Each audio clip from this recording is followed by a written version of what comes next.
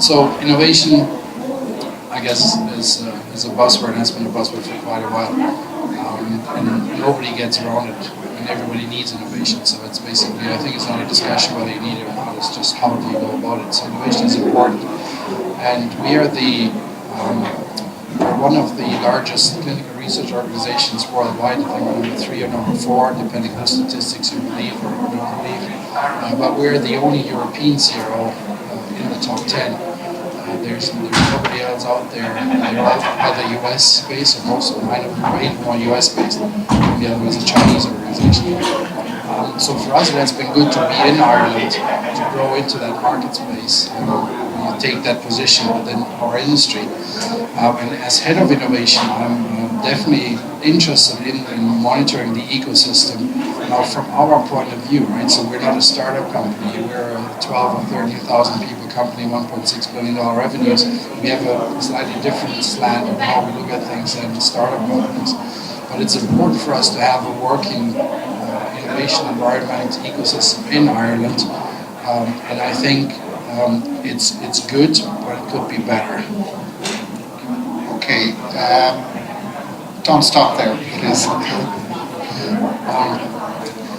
So we have different collaborations with academic institutions, with startup companies, smaller companies. We are working with the Science Foundation Ireland and other state organizations. One thing that we see, and let's just pick on academic organizations to start, we have a lot of interactions with them. We sponsor activities, we support master thesis, PhD students. What we see is a challenge for us, and we're getting better at that, but different universities have different approaches to that. And most of these candidates, because it's building their professional career, their academic career, they have one target mainly, and that is publication of nice articles like we heard before in Nature and all that kind of stuff, because that will help them to get the next job or to get their PhD awarded.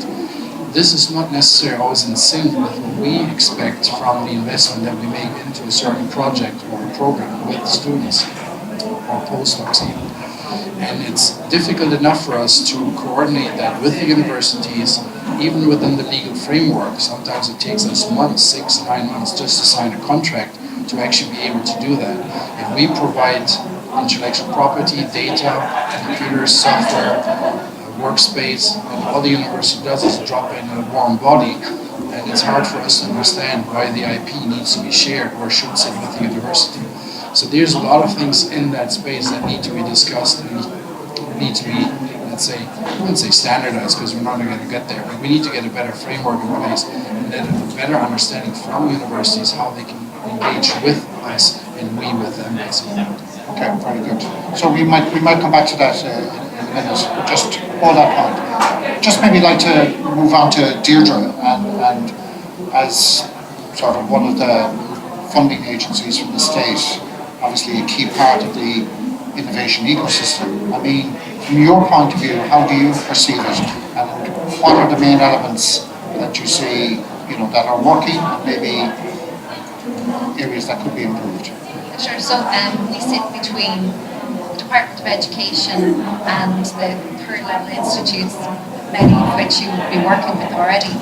And our funding comes from the state with some leverage from enterprise. So because it's state funding, obviously there is a remit given to satisfy the needs of the researchers as they develop their careers to make it sustainable, so that they'll have a sustainable career, and also that we can hit the marks required by companies who are innovating, new startups and people in houses and incubators. Within that, we found that the research offices and the knowledge transfer offices in universities and institutes of technology have been invaluable, and some of them are stronger than others because they're at a more advanced stage, they've been involved for a longer period of time, and they will perhaps get agreement templates, IP templates and agreements over the line more quickly, just because the funding, the knowledge and the experience is there. So the landscape that we currently exist in is very, there are a lot of crevices in it, and sometimes it works more successfully than others. So we'd like to see, from our perspective, in terms of employment-based schemes and enterprise-based schemes, the co-funds that we work on, that there be as much joined-up thinking as possible, that we can continue to contribute to that, so that we can help research offices, Willie and so on, and the scholars, to build a career and to build pipeline research that's currently quite exciting in Ireland, and I think we're going to become more exciting as well. Okay, great. Okay. So again, there's a few points there in terms of, maybe, as you said, a number of crevices, varying standards of capability, and maybe bringing everybody up to a standard, if you wish. And I don't think that's the fault of any single university or IT or research performing institute. It's just that things have taken off at different speeds in different areas, in different disciplines as well. And so that's something that getting as many people up to speed as quickly as possible will help. And days like today, other meetings and so on, collaboration, not just in research, but collaboration in terms of running workshops and so on, all help bring those standards. Okay, thanks Deirdre. Just going to move to Damian, and Damian will have a very different perspective from our two previous contributors. Having spent many years, Damian, helping companies, working with companies, your perspective on the ecosystem as to what we have, what's good, but maybe where we could be doing better. Well, it struck me from this conversation that actually the ecosystem more and more reminds me of some of the large organizations I work with. So the first thing I'd say is I think at this stage we have an ecosystem. When we started some of these conversations 10, 12 years ago, it was very patchy. I do think there is an ecosystem there. It reminds me a lot of working with large companies where you have all of these different departments and they're all operating in silos. It's still the one organization, still trying to do the one thing. Marketing doesn't talk to operations doesn't talk to engineering or whatever. And I think the same is true of the ecosystem here. You have the standard agencies, you have the funding agencies, you have the universities, you have the enterprise, and then you have the innovation professionals working in between all of these things. And each of these silos have their own motivation. They're driven by their own metrics. People, as Willie said, what an industry player is looking for, and what it feels is a reasonable contribution. You have to remember that industry is constantly measuring the contribution of its knowledge providers, and then it gets involved with an academic institution who has a different set of values and a different set of priorities. So I think that the same type of silo busting that needs to go on in a large organisation needs to go on here, and that there has to be a little bit more give and take in the overall system. And I think the key to it is that we need to start seeing ourselves as a cohesive whole. We need to start seeing ourselves as an ecosystem, and that ecosystem in and of itself has a purpose. And if it does have a purpose, then each of the different pillars of the ecosystem may need to reposition somewhat to contribute to that purpose. But for me, the biggest issue I think here is, or the biggest point here is, I think the innovation ecosystem and the innovation conversation, this is a mature conversation that we're starting to have now. I think the innovation ecosystem is at an inflection point. And if we do get this right, and nobody else is getting it any better, because the academic institutions are following global best practice on the academic side. The technology transfer is following best practice from their spaces. Everybody is following best practice. Nobody has joined it up. And if we, on this small island, with this small community, can come up with a form of joined up thinking sooner rather than later, that could be an enormous benefit. That could be an enormous unique selling point for this country. And I'm filled with hope that we can, in innovation, you're dealing with competitiveness. And in competitiveness, you don't have to be right. You just have to be better than the other guys. And I think we have an opportunity with our size and with the excellence that we do have in each of these silos. I think we have an opportunity to do something. If we can get together, if we can have more conversations like this, I think we can do something quite spectacular, to be quite honest. Great. Okay, thanks, Damian. So maybe Ray, I'd like to come to yourself. Obviously, again, your perspective, you're an investigator, but you've worked a lot with startup companies, and you've heard some pointers there maybe as to maybe some of the disconnects that exist between what companies want and investigators like yourself. So maybe, yeah, absolutely. And Willie and Deirdre, like in terms of creating the link between enterprise and the university, and IRC being right in the middle, providing the instruments for doing that. And as Damian had said, like, I mean, there is all of the building points that are required to sustain this ecosystem and to create innovation going forward and create a pipeline of innovation going forward already exists. And the key word that crosscuts across the 3 different points that have been made by the panel so far is collaboration. And it's all about it's not that we don't have the expertise, we have it in spades. We are the best little island in Europe. We're great, we absolutely are. And we need to harness that positive energy in a positive way. We need to create a mechanism, and what IRDG are doing, what Dennis is doing, is events like this, and my take off my hat to Dennis in particular, like, for running these type of events, which puts a lot of the expertise that are the building blocks of each ecosystem on panels and on talks in the same room, and we have loads of interesting chats right throughout the day. And that's what will give you the next generation of innovation going forward, is the bleeding of one expertise into another expertise to create some synergy that generates an output that has never been seen before. That's where innovation comes from. And it's not about making the next best tool or the next new technology. It's actually about just advancing research and enterprise and mechanisms and supporting that to grow jobs, to support the economy. And we have been doing that in spades. I mean, last year was a record growth for Enterprise Ireland creating jobs.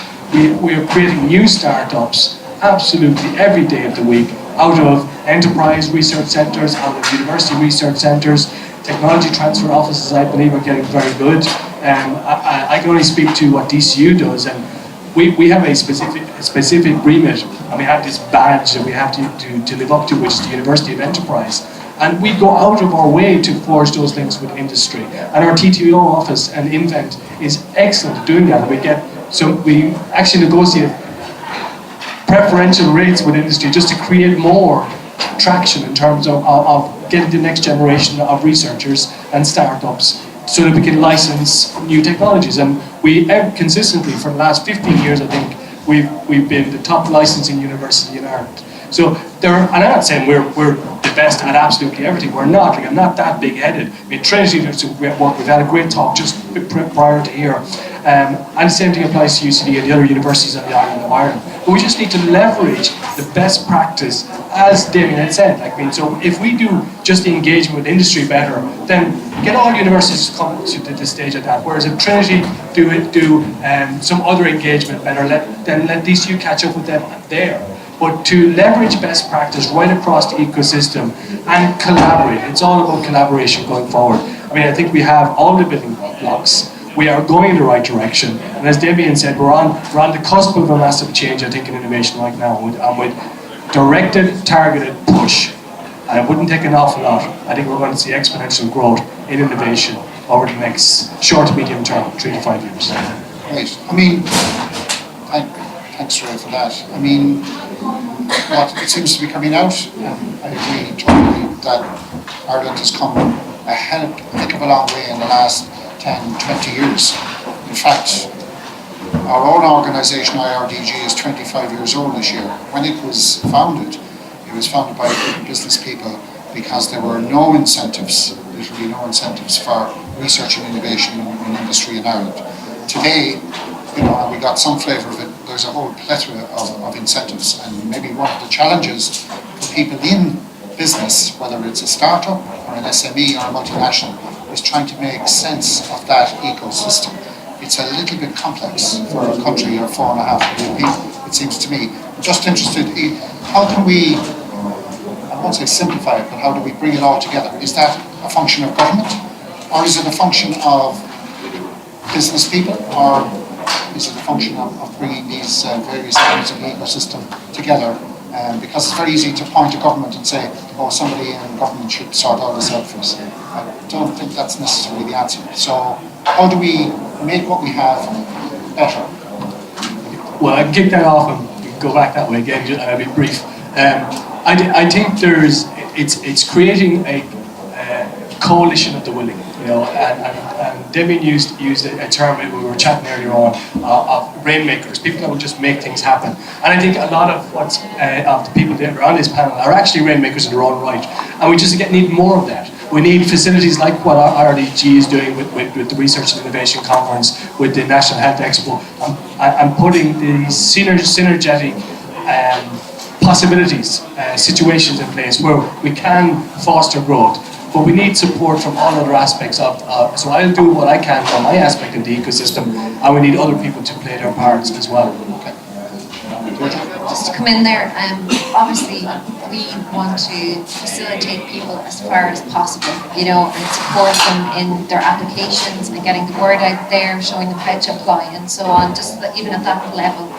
The problem with us, say we're one of the main funders on the island, is that on the enterprise team, there are 2 of us, so I'm 50% of it, you know, so we also, while we'd love to do everything we possibly can, we also need the support of the rest of the ecosystem to push for further funding, and the more that happens, the more we'll be available to do what we want to do as well. So I think, again, it's like lifting all boats. The more we join together and work together, the more everyone benefits, and we'll be able to do the work in areas that at the moment we just simply don't have the time when there's just 2 of us. And there are other larger funders on the island, obviously, but I know that they too would, you know, have the same pleas for further funding as well.